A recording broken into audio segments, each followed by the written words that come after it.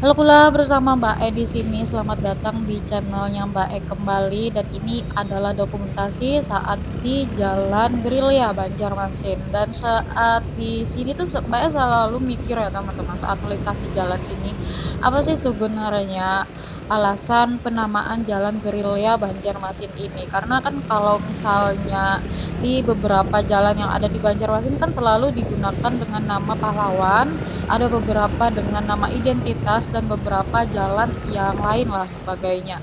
Nah, kalau misalnya di Jalan Gerilya ini kan cukup menarik karena kita berasal dari nama gerilya. Itu artinya kan saat di medan perang, gerilya sendiri itu adalah menjelajahi hutan dengan memerangi para penjajah.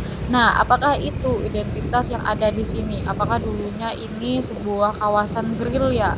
Kalau misalnya Mbak E berujuk pada konten yang Mbak E posting sebelumnya yang ada di Tata Pemangki dan beberapa riset yang ada, di kawasan Tata Pemangki itu adalah sebuah kawasan yang dijadikan oleh para para pejuang untuk bergerilya memusuhi kolonial Belanda dan kawasan ada di Jalan Tata Pemangki itu adalah kawasan rawa, kawasan hutan yang kemudian ditebas dan digunakan sebagai kawasan para pejuang untuk bergerilya. Nah, apakah Jalan Gerilya ini adalah salah satu identitas yang digunakan dari sejarah tersebut, belum tahu pastinya. Tapi kalau misalnya kata gerilya, itu kita merujuk pada sebuah kegiatan perjuangan di masa lalu, yaitu bersembunyi di dalam hutan, kemudian mengintai para penjajah seperti itu. Apakah itu benar demikian? Apakah salah pemikiran Mbak E? Nah, jadi itu adalah riset yang sebenarnya beberapa kali Mbak E coba cari, tapi nggak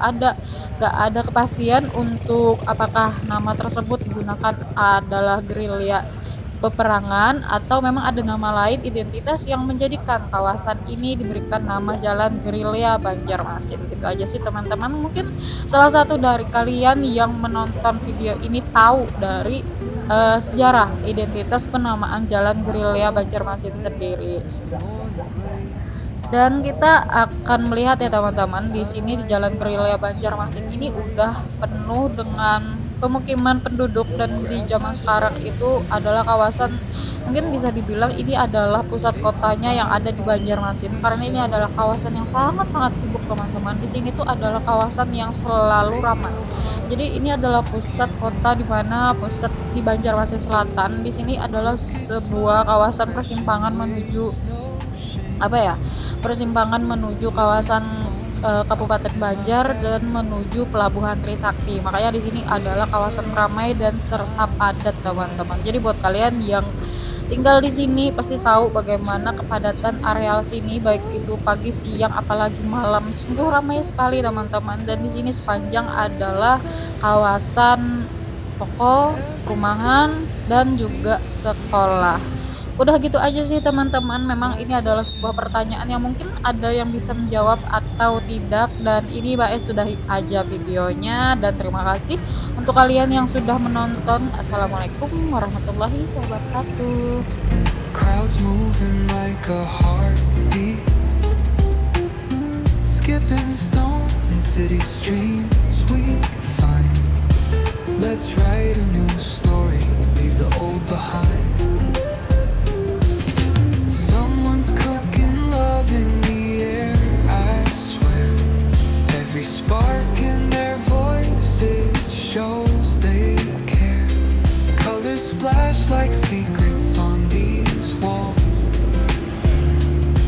while laughter echoes through the halls.